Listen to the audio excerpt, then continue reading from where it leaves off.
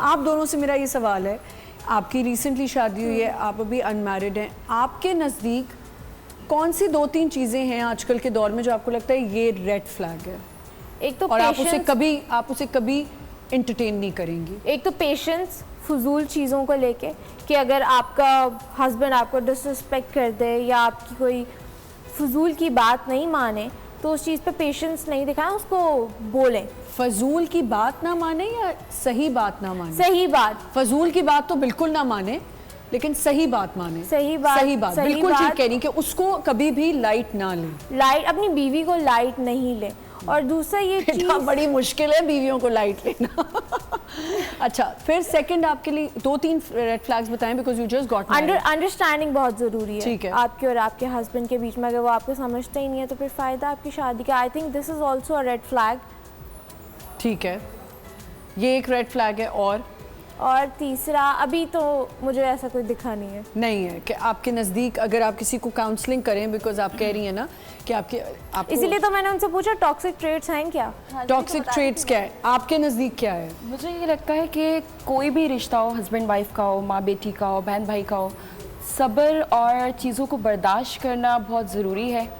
बुरी चीज़ों को आप 1-2 बार इग्नोर करें और उसको एक ठीक तरीके से समझाया जाए।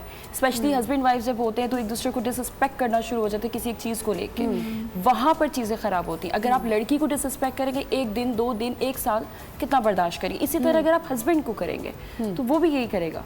तो बेसिकली आप चीज़ों को इग्नोर करें, बट इन दैट सेंस कि आप वो प्यार से बैठकर चीज़ें सेटल करें कि I don't like this thing, यार मुझे ये चीज़ अच्छी नहीं लगी। ये जो आपकी अंडरस्टैंडिंग होती है ना, ये रिलेशनशिप्स को लेकर चलती है। दोस्ती का भी रिश्ता है ना, इवन अब मैं किसी दोस्त की बात को बुरा मनाकर बैठ जाऊँ, उसको बताऊँ ना, मैं कहूँ नहीं यार इससे दोस्ती खत्म, तो इस तरह लोग नहीं, बात करने से चीज़ें सेटल होती हैं। She got newly married and उनका कोई एक्सपीरियंस नहीं है, ये उस तरीके से एक्सप्लेन नहीं कर रही। हमारे पास पोस्ट मैरिटल काउंसलिंग के लिए लोग कब आते हैं? वो वाइफ और हस्बैंड आते हैं जब वो लड़की शादी होके एक जॉइंट फैमिली सिस्टम में जाती है, जब उसको at the same time husband को, मदर इन लॉ को, फादर इन लॉ को, सिस्टर इन लॉ को, ब्रदर इन लॉ को ट्रीट करना पड़ता है, और वो सबकी रिस्पॉन्सिबिलिटीज़ में अपने रिलेशनशिप को टाइम नहीं दे पाती, और उसको ये समझ में नहीं आता कि यार मैंने किस चीज़ को देखना है और किस चीज़ को इग्नोर करना है, कौन सी जिम्मेदारी पहले करनी है, कौन सी बाद में करनी है। हस्बैंड को मैंने किस आपकी बात समझ सकती हूँ, क्योंकि देखिए यहाँ पे आती उन दोनों का तो एक्सपीरियंस नहीं है, मेरा 23 इयर्स का एक्सपीरियंस है। प्रेशर बहुत हो जाता है, आ जाता है, बिल्कुल ठीक कह रही हैं। वो एक है और एक पूरा घर है। आई एम श्योर आप भी मैरिड हैं, आप भी इंपोर्ट दे सकती हैं, आप सिंगल नहीं हैं तो आप भी बेशक आप क्या है ना, बहू की कहानी है, बहू की। बट देखिए मैं इतने एक्सपीरियंस से ये जानी हूँ कि हमने ना बहुत ज़्यादा लड़की को भी मजलूम बना दिया। देखिए टू बी वेरी ऑनेस्ट, अगर एक लड़की को पता है कि मैं एक जगह शादी करके जा रही हूँ, उसको पता है कि मेरे घर में फैमिली है तो वहाँ भी एक फैमिली है, प्रेशर मत दें बट प्रेशर से भागें भी मत, और उसको मुद्दा ना बनाएं। और आमना यहाँ पे अपने राइट्स का पता होना बहुत जरूरी है।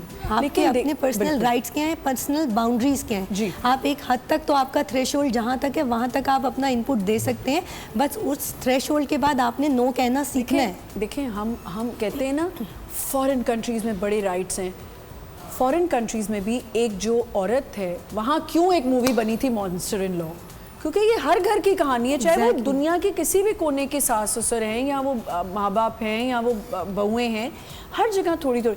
लेकिन हमारे यहाँ बहुत ज़्यादा एकदम से कहते हैं, जब वो जॉइंट फैमिली में गए, आप बिल्कुल ठीक कह रही है, प्रेशर बहुत देना, उसी को सिर्फ एक टारगेट ना दें। इसलिए इस चीज़ को बहुत ज़्यादा प्रोमोट करते हैं, क्योंकि रिश्ते को टॉक्सिक करना खुला या डिवोर्स की तरफ जाने से बहुत बेहतर है कि आप एक किसी तजुर्बेकार बंदे से अपनी चीज़ों को शेयर करके उसका सोल्यूशन ले लें। और टॉक्सिक इसलिए भी हो जाता है, अच्छा कहीं कहीं हर जगह उल्टी रेड फ्लैग्स, मैंने कहा कि आपको ये नज़र आने चाहिए कि आपका और आपका हस्बैंड कितनी बात करें।